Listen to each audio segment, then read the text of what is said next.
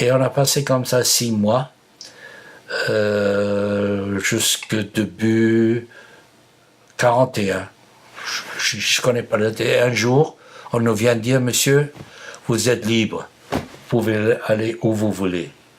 Nous, on se trouve tous là. Qu'est-ce qu'on fait maintenant? Est-ce qu'on retourne en Anvers?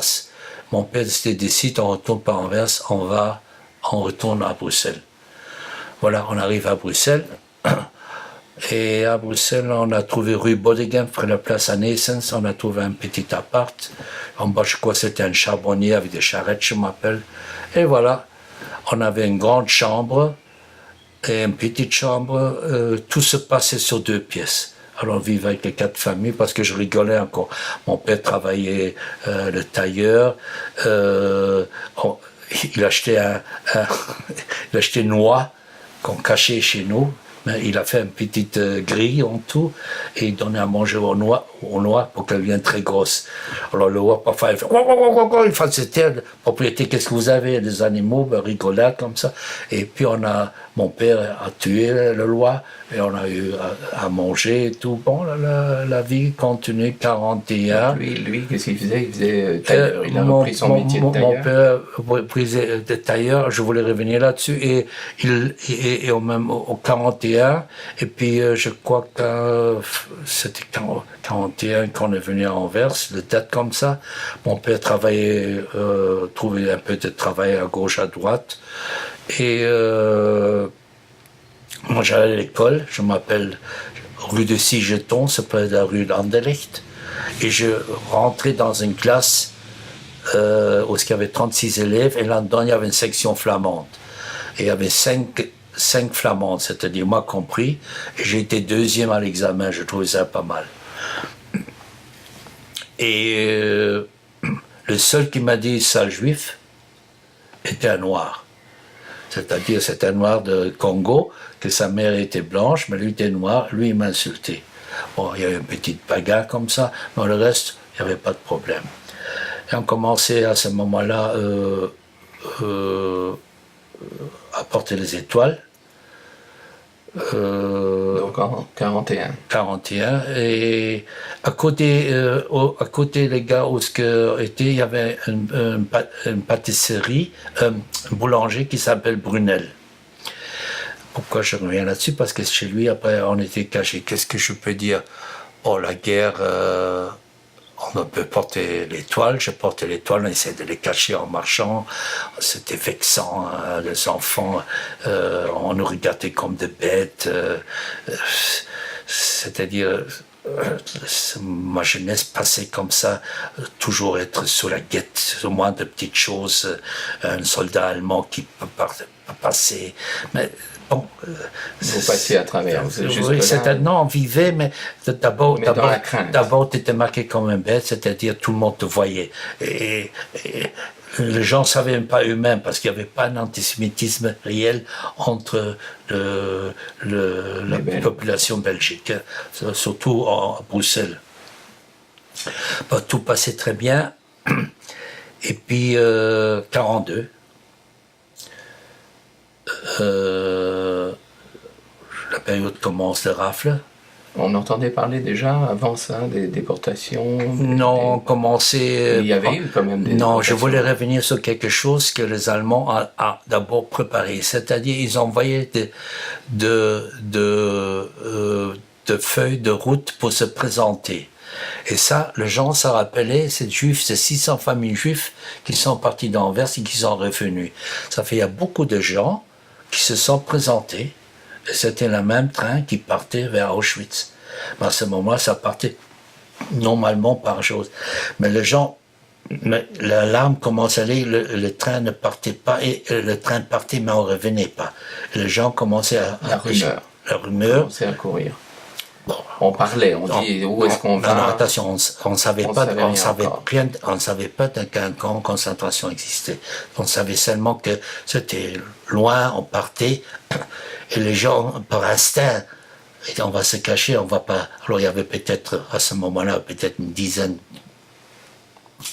de milliers de personnes qui se sont présentées, mais il y a beaucoup plus qui étaient déportés. Et puis la cache commence. Et par hasard, notre voisin Brunel a dit, écoutez, moi j'ai une maison rue Hotelet, qui est en Anderlecht. Si vous voulez, vous pouvez venir habiter chez moi avec un loyer. Ah oui, mais avant ça, je voulais te dire encore comme ça, c'est-à-dire, parce que c'est aussi quelque chose moralement et parfois c'est très touchant. Mon père rencontrait, en venant à Bruxelles, il rencontrait en 41, fin 41, début 42, il retrouvait une cousine. Et on allait voir cette famille qui s'appelle Platt, qui est devenu un très grand confectionneur. Et mon père discutait avec son cousin, avec la cousine, et il dit voilà, je possède un peu d'argent maintenant, qu'est-ce qu'on va faire? Il dit ouais, je sais, on doit se cacher et tout. Alors mon cousin, le cousin de mon père disait tu sais quoi? Il dit si tu veux les cacher, tu peux les cacher dans la maison. Oui, je peux. Bon, mon père, il descend dans la cave, essaie de trouver, il y avait plusieurs grandes caves, ouvre une pierre, prend une grosse boîte une très grosse boîte en métal, mettre tout ce qu'on possède dedans en réellement de valeur, qui est en dollars, qui est en livres sterling, peut-être diamants, j'en sais rien, de réel, sortez quelque chose pour avoir, et le reste il cachait, c'est-à-dire plâtrer ça, oui, il montait à haut chez le cousin, il dit c'est fait, et voilà. Et c'était caché dans le mur. Non, dans le sous-sol de sa maison. Sous-sol, dans une cave quelque part. Là où habitait le cousin. Le cousin, en disant fais-le là, parce qu'on ne va pas aller dans le bois. Il dit si tu veux, tu peux le faire ici. Bon. Et on commençait à se cacher. Et chez les Brunel. Et mon père avait mis un peu d'argent de côté. Et on se cache là-bas avec ma tante, la jeune tante qui s'est mariée, et mon oncle. C'est-à-dire... Qui s'est marié ici? Oui, la jeune qui est mariée avec Yoji Auerbach, qui était connu. Non, tu n'as pas connu Auerbach. Yoji, oui. Yoji. Son frère aussi. Et que je fréquentais un peu en 42, la famille autrichienne. Ils sont partis se cacher et sont revenus avec le gosse, René, mon cousin. Et pendant la période que le cache commence, ils ont donné ça à une couple en Ardennes qui cachait l'enfant. Et eux sont venus se cacher à... Ils vous ont rejoint chez rue Hotelet. Oui, je voulais te dire encore une période, à un certain moment, on devait cacher les enfants. On devait se cacher. Alors, mes parents me cachaient à moi, en habitant toujours encore à notre adresse, parce que c'était... Ils voulaient d'abord sauver l'enfant. Ils nous ont mis à Nijmegen sur la route Zun, c'est-à-dire vers Halle. Mais qu'est-ce qui s'est passé là? Quand c'était le dimanche, tout le quartier était des enfants cachés. Ça fait tout le parent à venir voir les enfants. On était tous dans le jaune. Et certainement, il dit, mais c'est impossible que vous faites là. Vous cachez les enfants. Et il dit, mais tout le monde sait qu'il y a 200 d'enfants ici. Je me rappelle qu'on payait aux gens, c'était de flamands. Et on payait ça. Ils ne nous donnaient rien à manger. En place de nous donner un peu à manger, j'avais ma ration, on me donnait rutabaga. Je me rappelle, je faisais pipi au lit parce que j'avais pas de force et tout. Jusqu'à un jour, mon père a réagi, tu sais quoi, il dit, vous partez ici, effectivement, il y a une rafle parce que c'était fatal. Fatal. Donc, c'est-à-dire, dans ce village flamand, il y a eu une rafle et on a pris tous les enfants. Non, ils ont pris. Vous avez échappé à ça? Moi, j'ai échappé à ça. Alors, j'habitais avec mes parents, rue Hotelet, à Anderlecht, avec ma tante et mon oncle. Et notre vie de cash. Cette année, mes parents ne sortaient jamais. Donc, il n'y avait plus de travail, plus rien du tout. Il n'y a plus de travail. Mais on venait sur ça, et comme on n'avait pas d'argent, c'est-à-dire le peu qu'on tenait, parce que... Et mon père sut qu'il y avait une demande de travailler pour deux soldats belges qui sont emprisonnés en Allemagne pour faire des gants. Et on donnait, si je peux te dire, on donnait à ce moment 10 francs pour un paire de gants. Qu'est-ce que c'est un paire de gants? C'est-à-dire, c'est un gant avec un pouce, un rond qu'on met dedans, en tissu, fini par un élastique, et voilà. Mais comment on trouve et comment on fait? Alors, c'était moi qui faisais tout. C'est-à-dire, dans le sens, mon père disait, tu vas sur le vieux marché, il dit, tu achètes de vieux manteaux, il dit, le plus vieux chose, et tu marchandes et tu m'emmènes ça. Alors tu vas comme ça, les petits équilibraires là, j'allais au vieux marché, je me levais à 6h30 le matin, là, ça il y commence. avait plus d'école, c'était fini. Hein. Ah non, il y avait non, j'étais caché. Je n'existais plus pour personne. Et j'allais sur le vieux marché, j'achetais de vieux manteaux en marchant, j'avais 6-7 manteaux, on me parlait dans le chaud, c'était lourd. Je venais à la maison, on prenait le manteau avec des gilettes, on défaisait ça. Mon père repassait ça, il avait un patron, et de couper ça, et il fabriquait des gants. Quand il avait 50-100 gants, il me donnait à moi. J'allais les livrer, je touchais l'argent, et c'est comme ça on existait. C'est-à-dire, mon père travaillait, et mon travail était ravitailler ma famille.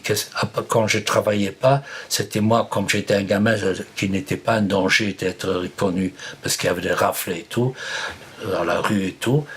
6h du matin... Vous ne mettiez pas pour sortir l'étoile jaune? Non, c'était... Quand tu es caché, il n'y avait plus d'étoiles jaunes, tu ne vas plus te marquer, hein. Non, c'est fini. Il y avait les rafles, on attendait par radio et tout, et les nouvelles étaient tellement mauvaises, c'était les Allemands gagnaient partout. Et moi, j'ai dit petit gamin, j'étais plus un petit gamin, j'étais déjà un homme parce que je devais subsire, et je fais ça consciencièrement, c'est-à-dire le matin à 6h je me levais, je allais au bas de la ville, près de la bourse, et là-bas il y avait la rue Neuf, rue Sainte-Catherine, il y avait la viande, il y avait tout ça avec timbre, il y avait des choses qui venaient sans timbre, et je me renseignais. Ici il y a des poissons qui arrivent d'Aaron, mais il fallait être là à 6h du matin. Le lendemain, elle arrive de pommes. Là, elle arrive autre chose. Pas avec de timbre, ça c'est chose. Alors j'étais là, je faisais la file.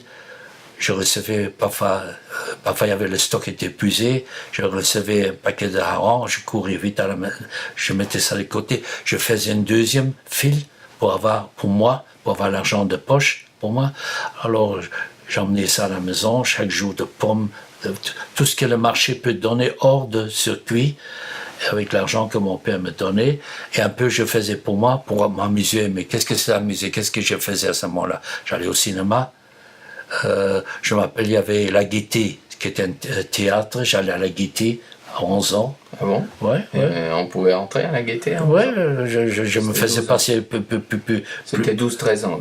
Je me faisais plus de choses. J'aimais voir les jolies filles déjà, parce que j'avais déjà envie de filles. Ça me traversait. Je disais une sottise. Je m'appelle, à un certain moment, je ramasse l'argent. Comme je faisais beaucoup de marchés noirs et tout, j'avais déjà un petit paquet d'argent. Et je passais rue, tu connais la rue Neuf, tu connais l'église, et il y a la petite rue là-bas. Et il y a des putes qui travaillaient là. Je dis, nom de Dieu, j'avais 13 ans. Bon, je vais essayer. Alors tu vois un petit gamin avec pantalon court, moi je vais d'un côté, elle de l'autre côté. C'est pas elle qui m'appelle, c'est moi qui fais. Je dis, alors, salut petit gamin, vas-y, pars et tout ça. Bon, j'allais à la Gaîté, je vois, tu sais, certainement, je rentrais à la maison, et tout le jour, c'était la même chose, c'est-à-dire ça et ça et ça. Et les nouvelles étaient très mal. Mon père a tapé une crise cardiaque, une angine de poitrine, Anderlecht. Ce que moi j'ai attrapé maintenant tout avec le pain, c'est la même chose. Médicaments, aspirine, petites choses, il devait faire attention, pas marcher de trop et tout ça.